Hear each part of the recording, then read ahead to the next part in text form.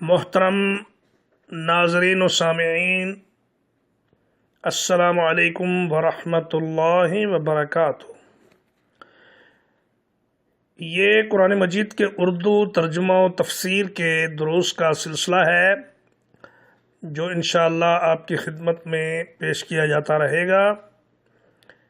یہ قرآن مجید کے آخری 10 پاروں کی تفسیر ہوگی اور اس کا نام ہم نے رکھا ہے عمدۃ التفسیر فی الثلث الاخیر من القرآن الکریم۔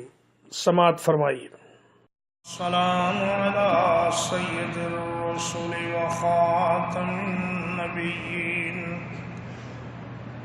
محمد وعلی آلہ وصحبہ اجمعین، اما بعد فقال اللہ تبارک وتعالی فی کلامہ المجید، اعوذ باللہ من الشیطان الرجیم، اللہ الذی خلق السماوات والارض وما بینہما فی 6 ایام۔ اللہ وہ ذات ہے جس نے آسمانوں کو اور زمینوں کو اور جو کچھ ان کے درمیان ہے 6 دنوں میں پیدا فرمایا۔ ثم استوى علی العرش، پھر عرش پر مستوی ہوا۔ ما لکم من دونہ من ولی ولا شفیع، تمہارے لیے اس کے سوا کوئی دوست اور کوئی سفارشی نہیں ہے۔ افلا تتذکرون، کیا پس تم نہیں نصیحت حاصل کرتے؟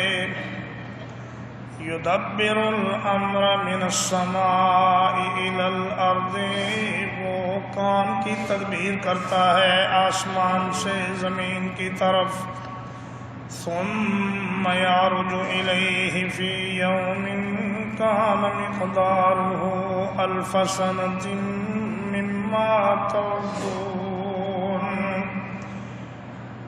پھر اس کی طرف سارے معاملات اٹھائے جاتے ہیں ایک ایسے دن میں جس کی مقدار 1000 سال کے برابر ہے جو تم شمار کرتے ہو۔ ذالک عالم الغیب والشہادۃ العزیز الرحیم، یہ ذات ہے جو غائب کو اور حاضر کو جاننے والی ہے، اور وہ غالب ہے اور رحم کرنے والی ہے۔ میرے بہت ہی قابل احترام بھائیوں، بزرگوں، عزیز بچوں، ماں اور بہنوں، یہ قرآن مجید کا 21واں پارہ ہے، سورۃ السجدہ ہے، آیت نمبر 4، 5 اور 6 آپ حضرات کے سامنے تلاوت کی گئی ہے۔ اس میں اللہ رب العزت اپنی ذات کی تعریف فرما رہے ہیں اور مخلوق کو بتا رہے ہیں کہ اللہ کون ہے۔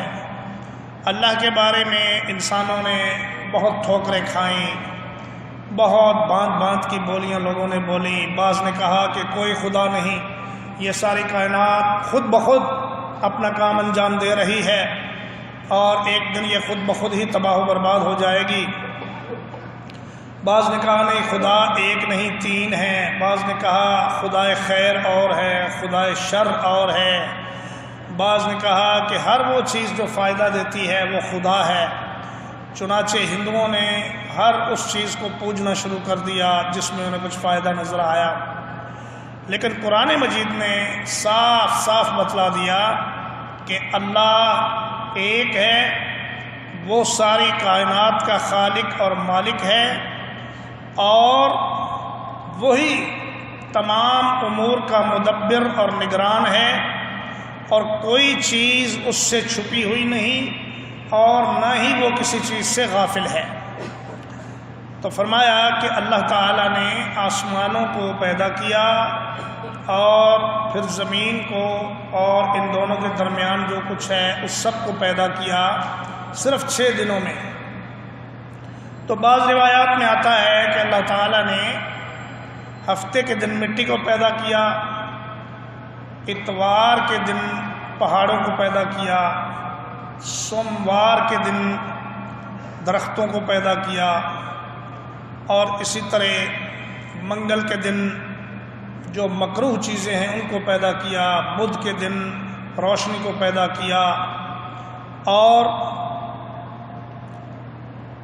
جمعرات کے دن اللہ تعالیٰ نے جانوروں کو پیدا کیا، اور جمعے کے دن اللہ تعالیٰ نے آخری دن کے آخری حصے میں آدم علیہ السلام کو پیدا کیا۔ تو بہرحال اس کی جو بھی تفصیل ہو، لیکن اللہ تبارک و تعالیٰ کا یہ فرمان حق ہے کہ اللہ نے 6 دنوں میں یہ سارا نظام پیدا فرمایا۔ اب رہا یہ سوال کہ یہ دن ہمارے والے دن ہیں یا اللہ کے ہاں جو دنوں کی گنتی ہے یہ وہ دن ہیں، جیسا کہ اللہ تعالیٰ فرماتا ہے کہ ان یوما عند ربک کألف سنۃ مما تعدون، کہ اللہ کے ہاں ایک دن 1000 سال کے برابر ہے۔ جس طرح کہ تم دنوں کو شمار کرتے ہو اس طرح کے 1000 سال گزریں تو اللہ کا ایک دن بنتا ہے۔ لیکن جو بھی صورتحال ہو اس بحث میں پڑھنے کی ہمیں ضرورت نہیں۔ اللہ تبارک و تعالیٰ چاہتے تو کن کہہ کر بھی سارے جہان کو پیدا فرما سکتے تھے، لیکن چونکہ اللہ تبارک و تعالیٰ نے مخلوق کو بھی ایک تأنی کا اور حوصلے کا سبق دینا تھا، اس لیے ہر چیز کو بڑی ترتیب سے اور بڑے آرام سے پیدا فرمایا۔ اور فرمایا ثم استوى علی العرش، اللہ تعالیٰ عرش پر مستوی ہے۔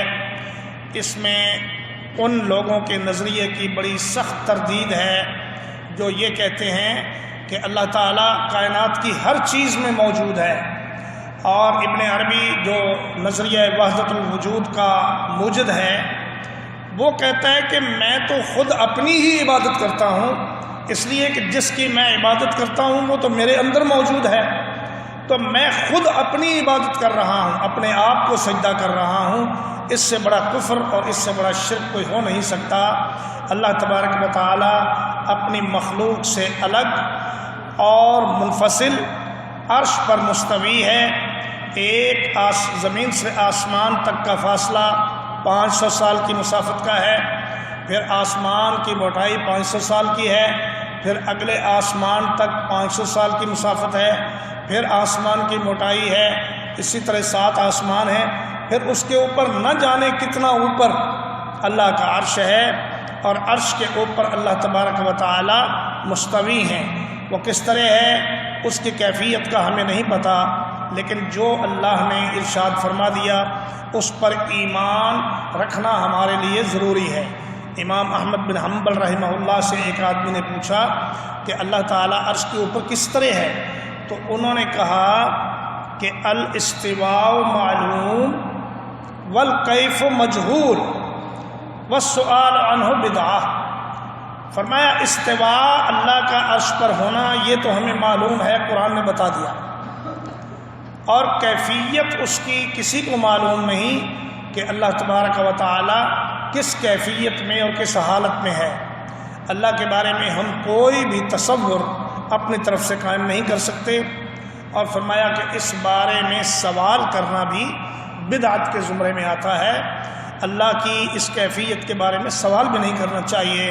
اللہ بیٹھا ہے، کھڑا ہے، لیٹا ہے، اور اس کے ساتھ لگا ہوا ہے یا اوپر ہے، اس کا کوئی جسم ہے یا اس کے ہاتھ ہیں یا ہماری طرح کے، یا پاؤں ہیں ہماری طرح کے، یہ سب چیزیں، یہ سوالات یہ فضول ہیں اور ان کی طرف نہیں جانا چاہیے۔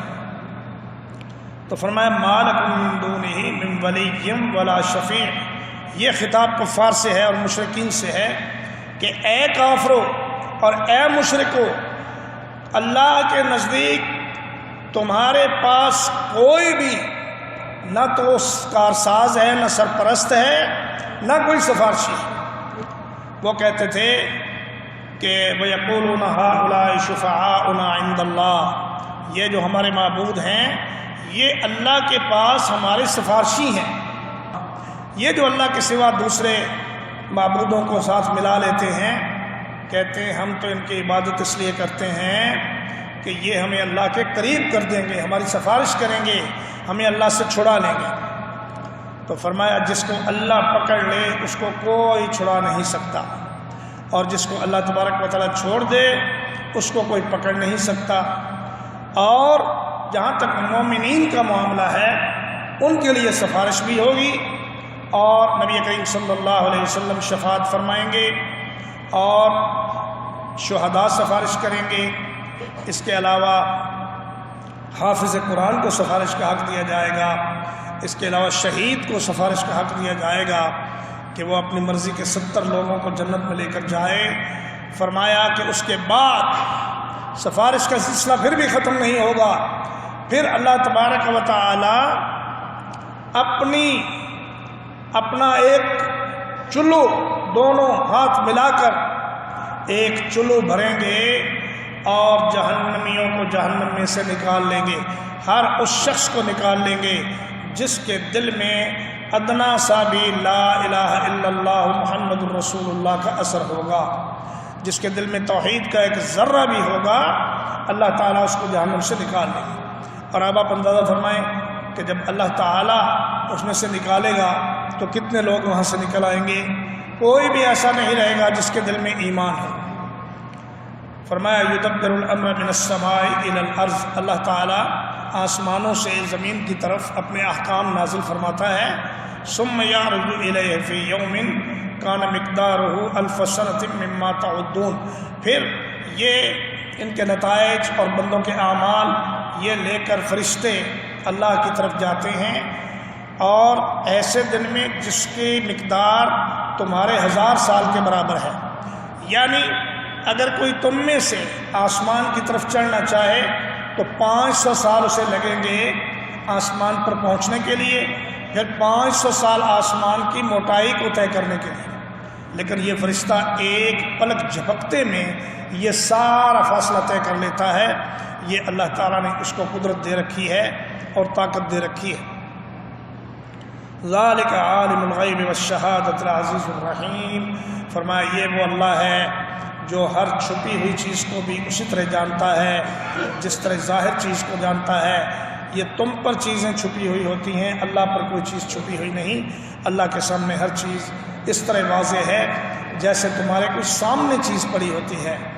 فرماتی ہیں ام المؤمنین سیدہ عائشہ رضی اللہ تعالیٰ عنہ کہ نبی کریم صلی اللہ علیہ وسلم نے فرمایا کہ اللہ تبارک و تعالیٰ کالی رات میں کالے پتھر پر چلنے والی کالی چیونٹی کے چلنے سے جو آہٹ پیدا ہوتی ہے اس کے پاؤں کی آہٹ کو سن بھی رہے ہیں اور دیکھ بھی رہے ہیں۔